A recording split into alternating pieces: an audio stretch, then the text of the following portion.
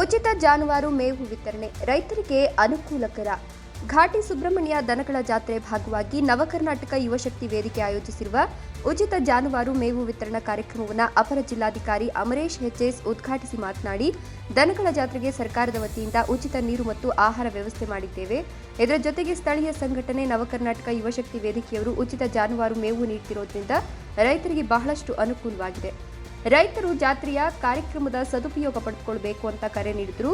ಮಾಜಿ ಜಿಲ್ಲಾ ಪಂಚಾಯತ್ ಸದಸ್ಯರಾದ ಎಚ್ ಅಪ್ಪಯ್ಯಣ್ಣ ಮಾತನಾಡಿ, ಬರಗಾಲದಿಂದ ಈ ವರ್ಷ ರೈತರು ತೀವ್ರ ನಷ್ಟದಲ್ಲಿದ್ದಾರೆ ಹಾಗೂ ಮೇವಿನ ಕೊರತೆ ಹೆಚ್ಚಾಗಿದೆ.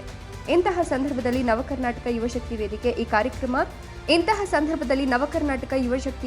ಈ ಕಾರ್ಯಕ್ರಮ ಕೇವಲ ದಾನ ಕಾರ್ಯವಲ್ಲದೆ ರೈತ ಸಮುದಾಯವನ್ನು ಬೆಂಬಲಿಸುವ ಗುರಿ ಹೊಂದಿರೋದು ನಿಜವಾಗಿಯೂ ಶ್ಲಾಘನೀಯ ಅಂತ ಹೇಳಿದರು.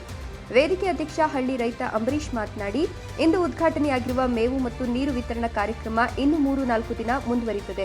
ಹೊರ ರಾಜ್ಯ ಹಾಗೂ ಹೊರ ಜಿಲ್ಲೆಗಳ ರೈತರಿಗೆ ಆದ್ಯತೆ ನೀಡಲು ತೀರ್ಮಾನಿಸಿದ್ದೇವೆ ಎಂದು ಮಾಹಿತಿ ನೀಡಿದರು.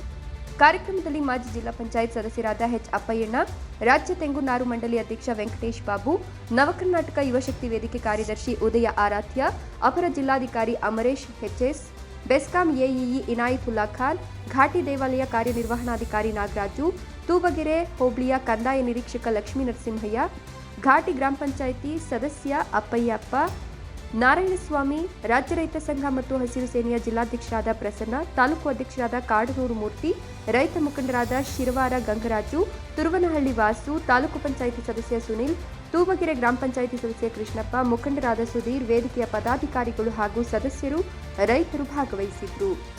ಅದೇ ಥರ ದೇವಸ್ಥಾನ ವತಿಯವರು ಸರ್ಕಾರದವರು ಮಾಡ್ತಾ ಇದ್ದಾರೆ. ಜೊತೆಗೆ ನಮ್ಮ ನವ ಕರ್ನಾಟಕ ವತಿಯಿಂದನೂ ಕೂಡ ಉಚಿತವಾಗಿ ನೀರು ಕೂಡ ಒದಗಿಸ್ತಾ ಇದ್ದಾರೆ. ಆ ಹುಡುಗರಿಗೆಲ್ಲ ದೇವರು ಒಳ್ಳೆಯದು ಮಾಡಲಿ, ಇನ್ನೂ ಕೂಡ ಹೆಚ್ಚೆಚ್ಚಿಗೆ ಮಾಡಲಿ ಅಂತೇಳಿ ಎಲ್ಲರೂ ಕೂಡ ಶಕ್ತಿ ಕೊಡಲಿ ಅಂತೇಳಿ ಈ ಸಂದರ್ಭದಲ್ಲಿ ಈ ಒಂದು ಕಾರ್ಯಕ್ರಮ ಮಾಡಿದ್ದಾರೆ. ಅವ್ರಿಗೂ ದೇವರು ಒಳ್ಳೆಯದು ಮಾಡಲಿ ಅಂತೇಳಿ ಈ ಸಂದರ್ಭದಲ್ಲಿ ಆಶಿಸ್ತೀವಿ ನಾವು.